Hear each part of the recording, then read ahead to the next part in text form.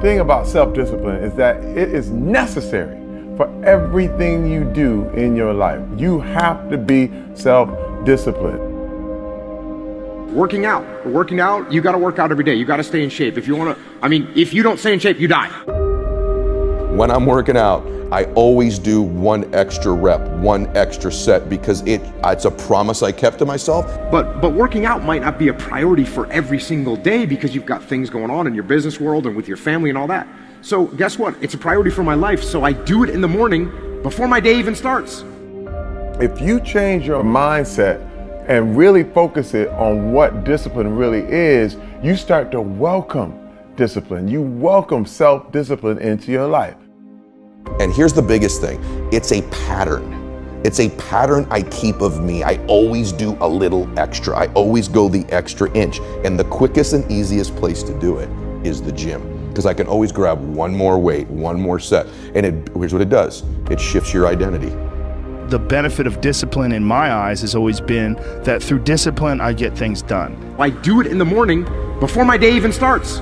So I can still handle the priorities for the day, but I got my workout done. So long term, I look up in a year and I'm not out of shape and breathing hard when I go up in the stairs because I maintain that discipline on a daily basis.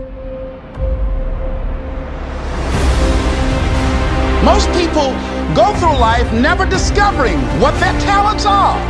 Most people never develop their talents.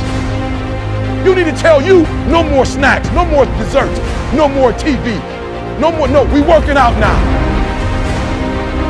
They have skills and abilities, but if you don't nurture them, if you don't develop them, they will never serve you. Your gifts can take you many places if you develop your gifts. The best gifts come from the bottom. I value myself enough to give 120% or don't do it. And that if you decide that my life deserves my developing this what I do well. Why are you only giving 50%? What's wrong with you? I grant you that if you begin to work to develop your gifts, you'll develop a strong sense of happiness. You'll get a larger vision of yourself, because part of beginning to get a larger vision of yourself, all of us need some area of our lives where we can have a feeling of competence. When other folk are having a good time, you've got to have the strength of character. You need to tell you that you owe you something. As you begin to develop and expand your skills and your talents and your vision of yourself, you will always be in control of your destiny. I want freedom. And for me, disciplining myself means more freedom.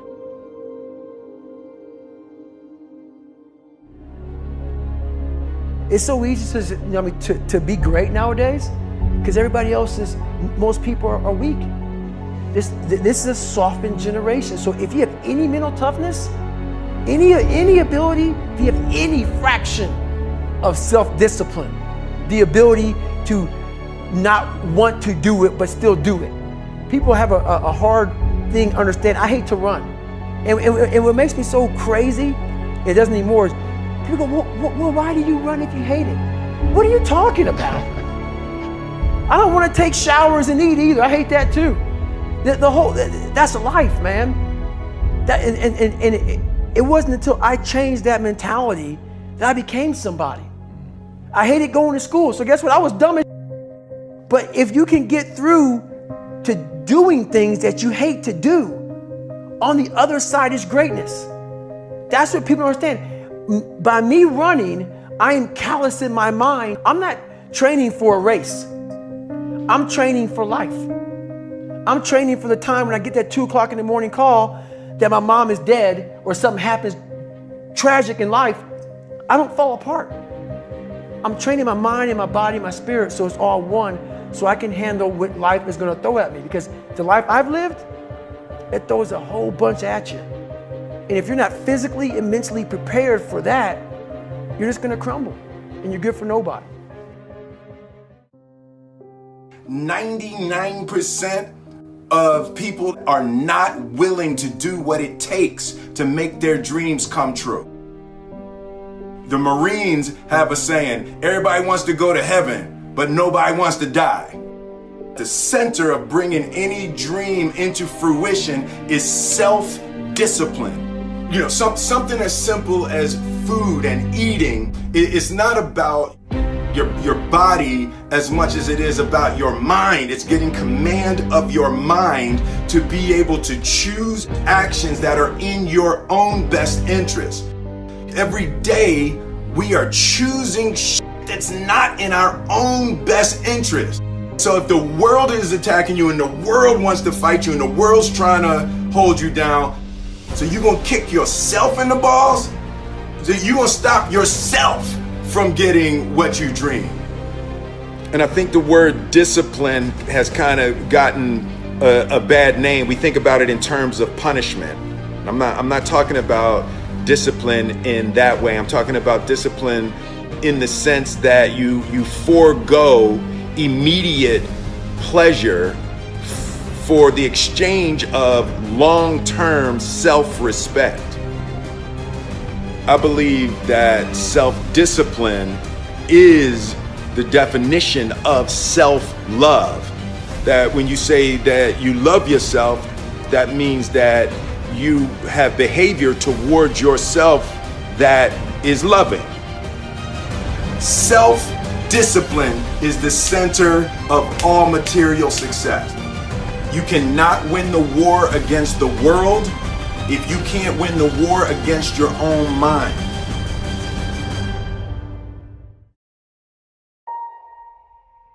Self-love is when you say to yourself, oh, man, look, I know you and that girl got a real connection. I know y'all vibe, but that's your girl's cousin. So I love you too much to let you do that. It's like you say to yourself, hey man, look, I know you want to eat that pizza and it'll be really good, but I can't let you eat that, man, because if you eat that pizza, you're going to feel like shit, and I love you too much to let you eat that. Self-love is, hey, look, I know you got a test on Monday, and I know you really want to go out with your friends. It's Saturday night, you want to go out, but if you fail that test, you're not going to feel good about yourself. I love you too much to let you go out tonight. Self-discipline is self-love. If you want to be happy, you have to love yourself, which means you have to discipline your behavior. The road to sustained happiness is through disciplining your behavior.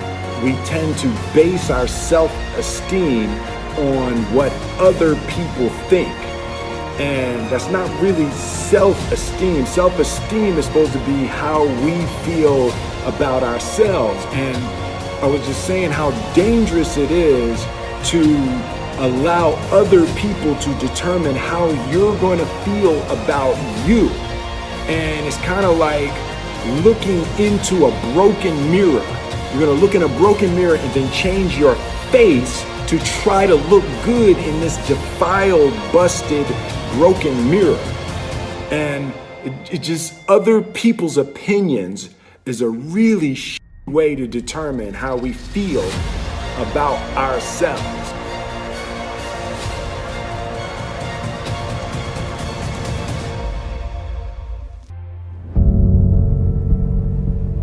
Life can be brutal. Life can be unforgiving.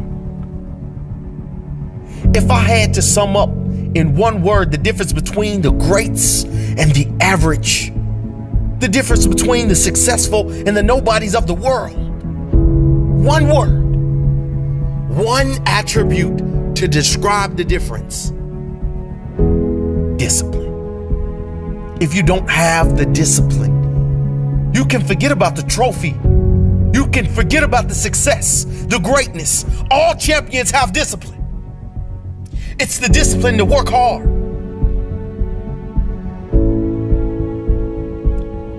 Not when everyone is watching, but when no one is watching. When the fans aren't there, when the coach isn't there, when it's just you and your character. The discipline to eat strong, healthy foods when you have other tempting options. When those around you might not be so strong. The discipline to say no when those around you choose to be average.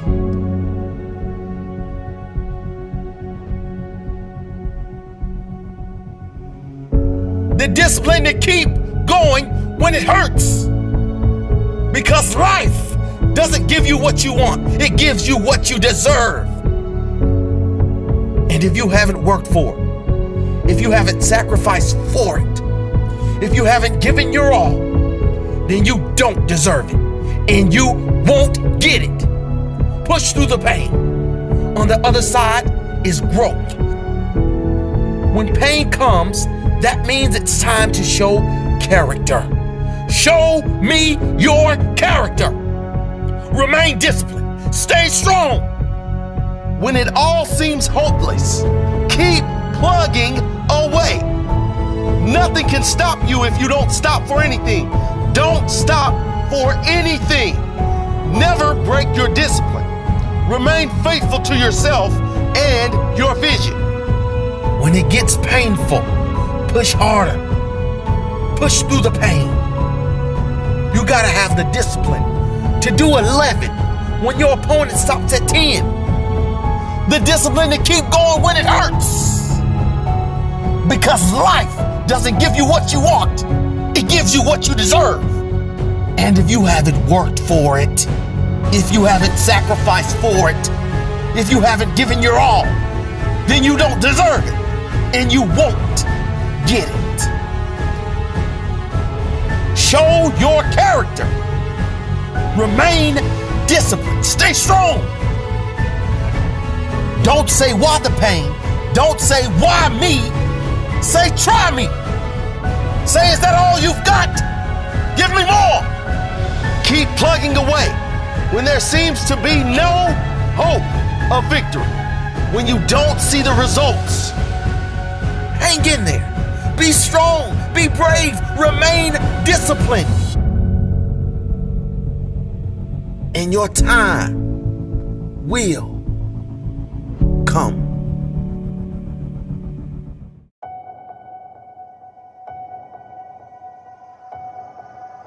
I was weighing like 297 pounds, and I had to make a change in my life. You know, I was at an all-time low, and I wasn't going anywhere, and I was exactly what everybody said I was going to be, which was nothing.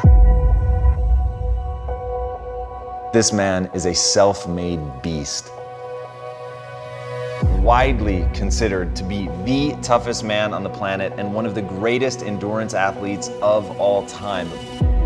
I was just an insecure, scared kid. And the only way I could find myself was through putting myself through the worst thing possible.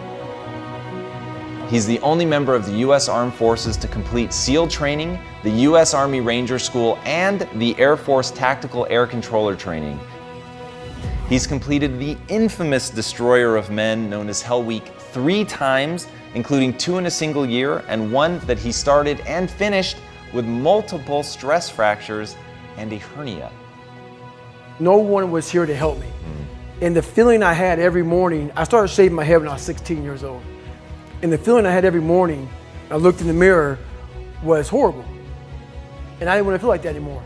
And how I felt was a kid going nowhere, a kid that was scared. And most kids will accept that and look for help. But the best thing that happened to me, no one helped me. He served in combat in Iraq, was the bodyguard for the Iraqi Prime Minister. He once held the Guinness World Record for most pull-ups in 24 hours at 4,030. No one felt sorry for me. No one looked at me and said, like this day and age, they'll take you in and they'll tell everybody, stop picking on this person. Back then, they didn't care. I had to build calluses in my brain the same way I built calluses on my hands. So I broke the Guinness Book of World Records for pull-ups a long time ago, but I failed at it twice. And I did 67,000 pull-ups in trying to break this record. So to do 4,030 pull-ups, I had to do 67,000 for training for that. He's run eight consecutive 100-mile races over 8 back-to-back weekends. He ran over 7,000 miles in a single year, and that is the equivalent of running 267 marathons. I saw myself as the weakest person God ever created. You had to have a goal. My goal was the only person that's gonna turn this person around is me. The only way I can turn it around is put myself through the worst things possible a human being can ever endure. And that'd be the only way that I can build this brain to handle anything that comes in front of it, callousing my mind through pain and suffering.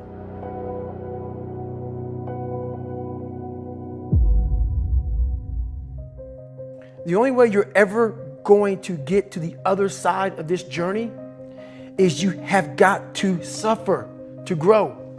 To grow, you must suffer. I'm afraid of my shadow. How can I overcome that?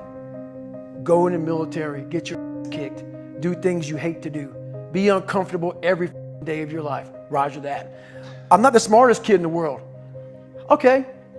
Instead of somebody saying, oh no, you're smart. No, don't say that to yourself. I said to myself, no, I'm a dumb motherfucker. Okay, roger that. How do you get smarter?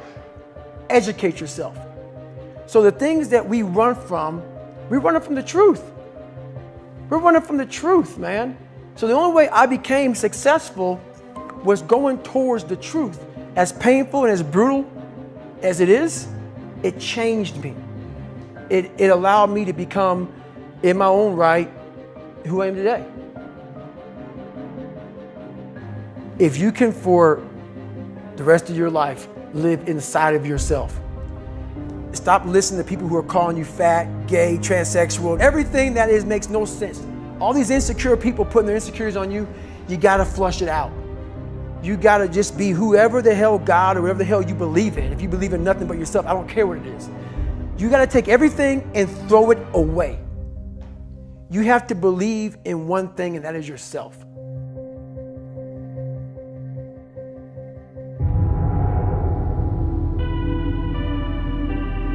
Around 97% of students are distracted by cell phones. Are you a part of that 97%? When you want to succeed as bad as you want to breathe, then you'll be successful. Whether your distractions are text messages, checking emails, surfing the web, playing games, or scrolling through social media, the fact remains that it is a distraction. I'm saying to you today that there are some of you, if you give up your cell phone, you would be successful. But your cell phone is more important to you than your success. Stop wasting time on your cell phone. Facebook isn't going anywhere. Instagram will still be here this weekend. Focus on your dreams. Focus on your studies. Focus on your goals and aspirations. Put the thing down. Look up. You're missing stuff. What is the long-term effect of too much information? We don't know, but we're finding out. Focus on becoming a better you. A better you that is not distracted by unnecessary things. You gotta cut off the cell phone. You gotta, no TV. There were those of you who were watching the game last night, you really didn't have no business watching these boys win a national title, going to the NBA making millions. You didn't have no business watching them because you're not where you need to be. One that is determined to succeed and not scroll. That is determined to prosper and not post. To grow all day and not gain all day. Stop wasting time on your cell phone. And when you get to the point where all you want to do is be successful, as bad as you want to breathe, then you'll be successful. It's about you and your future. It's about your grades. It's about your dreams. Ultimately, it's about your life. The time you spend on your cell phone could be used for your success. The time you could be using to be successful, you're using it on the cell. And the cell phone is not bringing you nothing but a bill. Is your life more important than that app, than that game, that post? I need cell phones off. Listen to me. Some of you gonna be broke for the rest of your life because of that little thing on the side. You're gonna be broke for the rest of your life because of a little cell phone. We're so plugged into our cell phones that we become blind to the world around us. And somebody has told you you couldn't live without it. We can't take our eyes off the screen long enough to see the beauty of the world around us.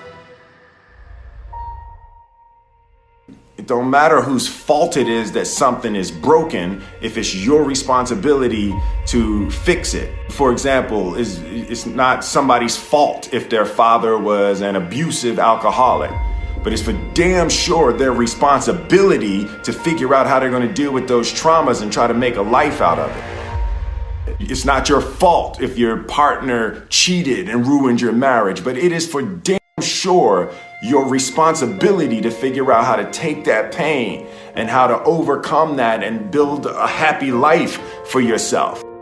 Fault and responsibility do not go together. It sucks, but they don't. When something is somebody's fault, we want them to suffer. We want them punished. We want them to pay. We want it to be their responsibility to fix it, but that's not how it works, especially when it's your heart. Your heart, your life, your happiness is your responsibility and your responsibility alone. As long as we're pointing the finger and stuck in whose fault something is, we're jammed and trapped into victim mode. When you're in victim mode, you are stuck in suffering. The road to power is in taking responsibility. Your heart, your life, your happiness is your responsibility and your responsibility alone. You can make a person smile, you can make a person feel good, you can make a person laugh, but whether or not a person is happy is deeply and totally and utterly out of your control. The prerequisite for spending time with any person is that they nourish and inspire you. They feed your flame. Look at your last 5 text messages. Are those people feeding your flames or dousing your fire? Put your phone down for just a second and look around. Look to the people around you. Are those people throwing logs on your fire or are they pissing on it?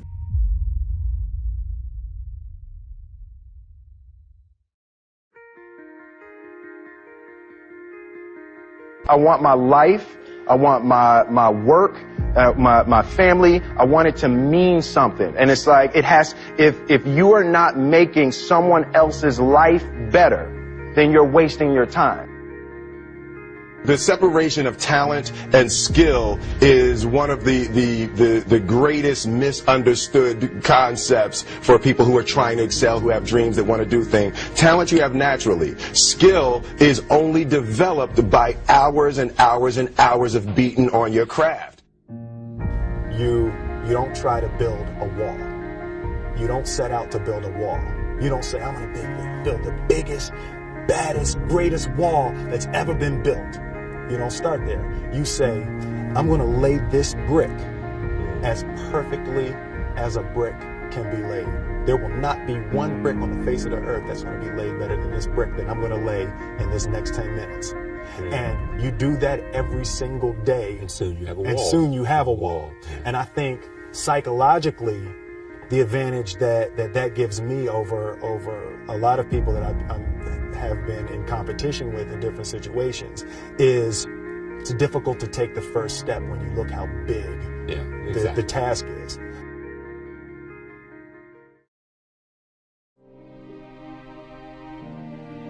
The definition of who I am is very clear to me, and it also redefines who I want to be, in that I know for a fact that I'm stronger than I thought I was. You know, you can't help but ask yourself the question, what would I do if I was in Muhammad Ali's shoes? I'm motivated by fear. I hate being scared to do something. And I think what developed in my early days was the attitude that I started attacking things that I was scared of. Why were you scared in your bed the night before? What do you need that fear for? Just don't go. Why are you scared in your bed 16 hours before you jump? Why are you scared in the car? Why could you not enjoy breakfast? Fear of what? You're nowhere even near the airplane. Everything up to the stepping out, there's actually no reason to be scared. It only just ruins your day. You don't have to jump. And then in that moment, all of a sudden, where you should be terrified is the most blissful experience of your life. And God placed the best things in life on the other side of terror.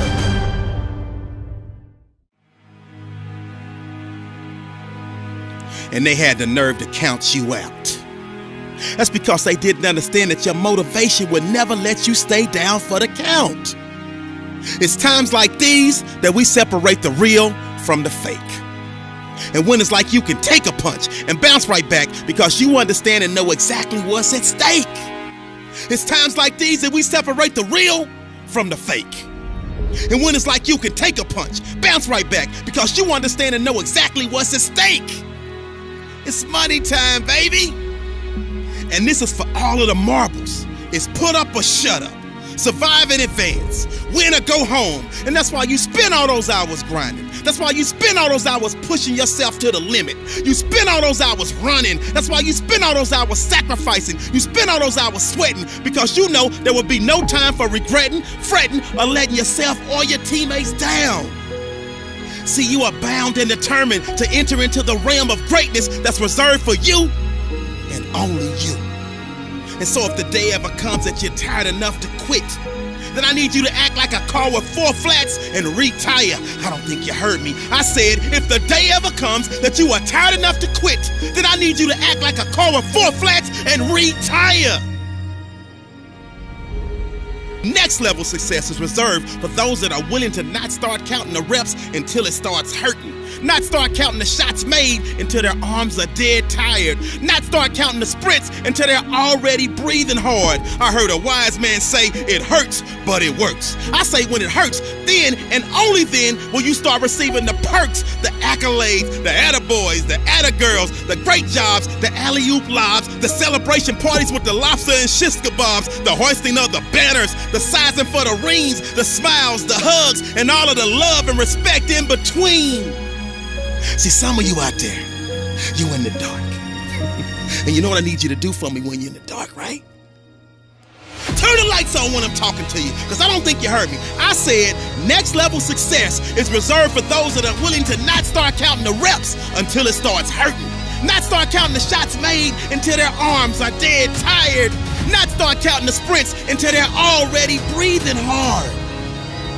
So just when they think you're about to throw in the towel, that's when I need you to recall all of the days that you went that extra mile. All of them days that your friends said you were foul. When you said you couldn't hang out because you were dialed in. You were locked in. You were in a zone. So you had to be strong because you knew the day would come when you would have to show the world that you could overcome any adversity, any obstacles, any hardships, any setbacks, because you were prepared for any and everything. And you understood that it would be impossible to run with them cheetahs when you're walking with the turtles. You understood that it would be impossible for you to run with the cheetahs when you were walking with the turtles. So your mindset is that of a track star, and that gives you the mental strength to leap over life's hurdles, to power through the speed bumps, to push through the roadblocks, and continue to grind past any and every obstruction that attempts to deter you from your ultimate goal of next level success. So the stresses of the world, you laugh at them. The dreams they say are out of your reach, you grab at them. The things they say you can't achieve, you take a stab at them. And when the bullies of life try to knock you out, you stick and move and you jab at them. I said the stresses of the world, you laugh at them. The dreams they say are out of your reach, you go and grab at them. The things they say you can't achieve, you take a stab at them. And when the bullies of life try to knock you out, you stick and move and you jab at them. And on the rare occasion that you take a punch from life and it knocks you down, you dig deep And then you dig deeper. And then you dig even deeper. Because you understand that this is the moment to pick yourself up. Push through with determination and grit. Because of all your resiliency, commitment, hard work, perseverance, you have now put yourself in position to show the world that you got that dog. And your inner dog has no quit. I said this is the moment to pick yourself up and push through with determination and grit. Because of all your resiliency, commitment, hard work, perseverance, you have put yourself in a position to show the world that you got that dog. And your inner dog has no quit. I hated jumping out of airplanes. I hated shooting guns. I hated the job as a Navy SEAL. But I did it because I wanted to change myself. Everything I do, I'm not really comfortable doing. But if you choose to go that route, to go be a Navy SEAL, you might as well go be the hardest mother in the world. Because if you're choosing to do something, you have two routes. You can go there and be a little weak person and get through barely, and that's your reputation. Or you can go through the hardest guy you can possibly be, and that's your reputation. So my whole thing is, if you're gonna choose to open that door in Iraq or Afghanistan, open the mother and go in hard. Because they're gonna remember you by slowly opening it and peeking in. So if you're gonna open it, and you made the mind to open it, don't crack it open. Open the door, go in. That's with life. If you're choosing to do something, attack it. Because they're gonna remember you as not attacking it. So I want to be remembered. You can hate me, but there's one thing you can't say about me. I didn't attack it. So that's the mentality to have. If you're gonna do something, you might as well attack it, because you can do it anyway. Right. Who on this earth would still be going right now? You are. You are.